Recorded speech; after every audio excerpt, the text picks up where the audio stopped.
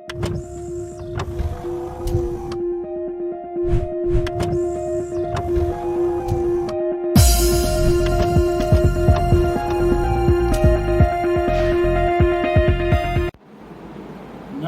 و نصلی علی رسولہ الکریم اما بعد اعوذ باللہ من الشیطان الرجیم انہ لکم عدو مبین بسم اللہ الرحمن الرحیم۔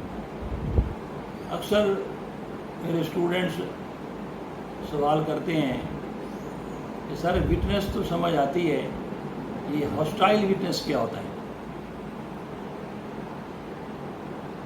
سوال بہت ہی اہم ہے، ہم غور سے سنیں گے اور شروع سے آخر تک میری ہر ویڈیو دیکھا کریں۔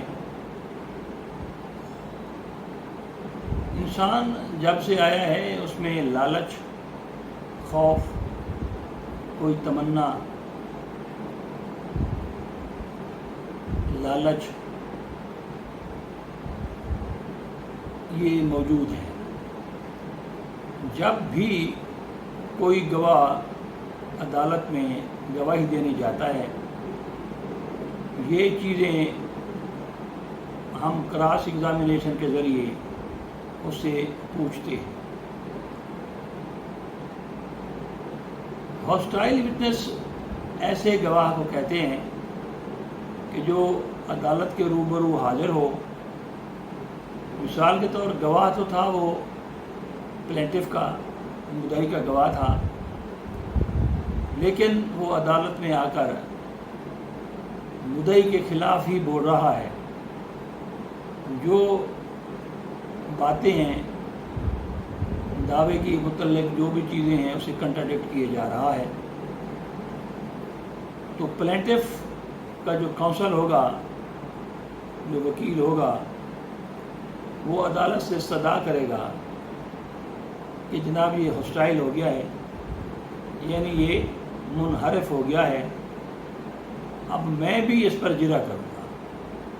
اب یہ بڑی امپارٹنٹ بات ہے کہ جو منحرف شدہ گواہ ہوتا ہے، دونوں پارٹیاں یعنی ڈیفینڈنٹ کا کونسل بھی اور پلینٹف کا کونسل بھی اس پر جرا کرتے ہیں ٹو فائنڈ آؤٹ ٹروتھ۔ اب گواہ آتے ہیں، ان کو فون آ جاتا ہے گواہ کو، سپوز کہ آپ کا گھر جلا دیں گے، آپ کے بیوی بچے مار دیں گے، یا آپ اتنے پیسے لے لو، یا کوئی چیز نشہ آور چیز پلا دیں، کچھ بھی ہو سکتا ہے۔ تو اس چیز کو پھر روکنے کے لیے قانون میں یہ چیز موجود ہے کہ جو اپنا وکیل ہے، چاہے وہ ڈیفینڈنٹ کا ہو چاہے وہ پلینٹف کا گواہ ہو، تو دونوں صورتوں میں وہ اس پر اجرا کریں گے۔ مثال کے طور پر جب دعویٰ ہوتا ہے تو اس کے ساتھ ایک لسٹ گواہان کی دی جاتی ہے۔ اب یہ لسٹ جو ہے وہ مخالف پارٹی کے پاس بھی آ جاتی ہے، انہیں پتہ ہوتا ہے کہ ان کے گواہان کون کون سے ہیں، تو لامحالہ پھر کوشش کی جاتی ہے کہ اس کے گواہ کو خرید لیا جائے، یا وہ جو فیکٹس بیان کرنے آیا ہے وہ اوپر نیچے باتیں کر جائے۔ اس چیز کو روکنے کے لیے پھر یہ جرا جو ہے وہ جس کا گواہ ہے جو منحرف ہو گیا ہے، جو ہاسٹائل ہو گیا ہے، اس پر پھر سوالات کیے جاتے ہیں، اور عدالت جو ہے وہ نہ صرف باؤنڈ ہے کہ اس کی وہ جو ورژن ہے، وہ جو سٹیٹمنٹ دے رہا ہے وہ لکھے، بلکہ اس کے جو ڈیمینئر ہیں وہ بہت ضروری ہیں۔ ڈیمینئر آف وٹنس یہ عدالت باؤنڈ ہے کہ نوٹ کرے، اس کے حرکات و سکنات، اس کا بیہیویئر، اس کا ایٹیٹیوڈ، اس کے مینرز، اس کی جو پچ ہے آواز کی، وہ ڈاؤن اور فال، اپس اینڈ ڈاؤن کس طرح ہو رہی ہے، اس کی منشا کیا ہے، مرضی کیا ہے، آیا اس کے جو الفاظ ہیں وہ ساتھ دے رہے ہیں جو کچھ وہ کہہ رہا ہے. تو بہرحال یہ جو منحرف شدہ گواہان ہوتے ہیں یہ پھر کیس کو کمزور کر جاتے ہیں،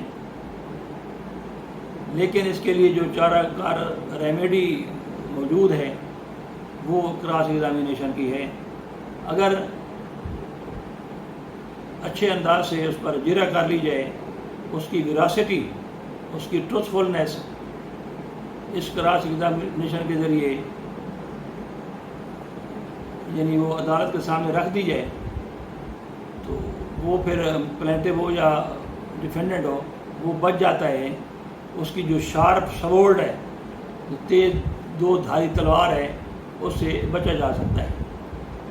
تو مثال کے طور پر ایک شخص آیا، کیس تھا یعنی ایموویبل پراپرٹی تھی، شفے کا کیس تھا.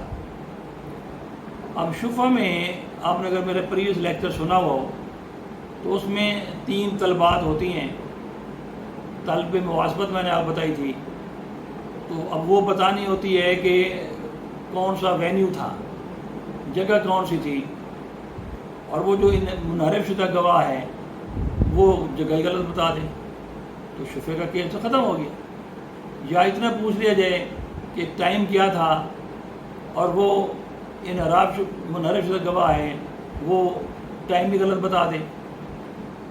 اسی طرح جو طالب ارشاد ہے جس میں باقاعدہ وہ نوٹس تھا تحریری طور پر، اس میں وہ وقت غلط بتا دے ڈیلیبریٹلی. تو یہ ایسی چیزیں ہیں کہ جو چھوٹی سی بات پر وہ ختم ہو جاتی ہیں. اسی طرح ایک گواہ آیا اور اس نے یعنی جرح میں پوچھا کہ جناب آپ نے یہ نوٹس کب ڈسپیچ کیا تھا، کب بھیجا تھا؟ تو اس نے کہا جی یہ میں نے 29 فروری کو بھیجا تھا. حالانکہ فروری کا مہینہ جو لیو کا سال ہوتا ہے وہ 28 دن کا تھا. اس کے اسی لفظ سے یہ ایک لفظ اس نے بولا تو 2 کروڑ کا کیس تھا، 2 کروڑ روپے کا، تو بندہ لوز کر گیا. اسی طرح گواہان آتے ہیں، ایموویبل پراپرٹی کی کوئی کھیوٹ نمبر ہے وہ ڈیلیبریٹلی غلط بتائے جاتے ہیں، کوئی خسرہ نمبر ہے وہ غلط بتا دیتے ہیں، کوئی خطونی نمبر ہے وہ غلط بتا دیتے ہیں، پراپرٹی کی جو لوکیشن ہے وہ غلط بتا دیتے ہیں، اس کا جو ڈیمارکیشن ہے وہ غلط بتا دیتے ہیں. تو یہ ایسے چیزیں ہوتی ہیں کہ اگر ان کو ڈیپلی نہ دیکھا جائے تو بندے لوز کر جاتے ہیں. تو جو منحرف شدہ گواہ ہے اس کو عام طور پر جو جرح کی جاتی ہے اس پر اس سے یہ سوال ہی پوچھا جاتا ہے کہ جناب آپ یہ بتائیں کیا آپ کے علم میں ہے کہ غلط بیانی جرم ہے؟ اب یہ غلط بیانی جو ہے یہ 1972 سے پہلے کورٹس کے پاس کوئی پاور نہیں تھی، ان کے ہاتھ بندھے ہوتے تھے کہ کوئی شخص آیا اس نے پرجری کمٹ کی یا فورجری کمٹ کی، کوئی قانون نہیں ہوتا تھا. 1972 کے بعد لا ریفارمز کے تحت اس میں امینڈمنٹ کی گئی اور لکھا گیا کہ any person coming to the court of law if he commits perjury whether revenue court, civil or criminal court can take action against the delinquent. عدالتیں جو ہیں وہ چاہے وہ ریونیو ہو، چاہے کریمنل، چاہے سول، وہ ایکشن لے سکتی ہیں، ان کو جیل بھیج سکتی ہیں. چاہیں تو یعنی 195 سی کے تحت ان کے خلاف کارروائی ہو سکتی ہے، ریڈ ود 476 سی RPC. تو یعنی قانون میں موجود ہے. اب کوئی منحرف شدہ گواہ ہے چاہے کوئی غلط بیانی کرنے والا گواہ ہے وہ بچ نہیں سکتا، اس کے خلاف ایکشن عدالتیں لے سکتی ہیں اور قانون میں یہ لکھا ہوا ہے. تو وہ اب یہ گواہان جو ہیں یہ بچ نہیں سکتے. ہاں البتہ پارٹی انٹرسٹڈ نہیں ہے اور وہ کونسل کو بھی کہتی ہے کہ نہیں بس آپ چھوڑ دیں تو ٹھیک، ورنہ action can be taken against the litigants when coming to the court of law. اگر وہ یہ اس قسم کا ایکٹ کرتے ہیں تو وہ نہیں بچ سکتے. تو منحرف شدہ گواہ کے متعلق میں نے آپ کو بڑے ڈیٹیل سے بتا دیا ہے کہ منحرف شدہ گواہ پر جرا ہوگی دونوں سائڈوں پر. حالانکہ گواہ ایک چیف ایگزامینیشن ہوتا ہے پلینٹف کا اور ڈیفینڈنٹ کا کراس ایگزامینیشن ہوتا ہے، لیکن جو منحرف شدہ ہوتا ہے دونوں وکلا اس پر جرا کرتے ہیں اور عدالت اس چیز کو دیکھتی ہے ٹو فائنڈ آؤٹ ٹروتھ، ویراسٹی، کہ اصل حقیقت ہے کیا. تو اس سیناریو میں جو منحرف شدہ جو گواہان ہوتے ہیں وہ اپنے سوچ میں پھر کامیاب نہیں ہو سکتے، چاہے انہوں نے کوئی رشوت لی ہو، چاہے کوئی نشے والی چیز کھائی ہو، چاہے وہ کوئی خوف ہو، کوئی لالچ ہو، تو اب وہ اس طرح نہیں ہو سکتے.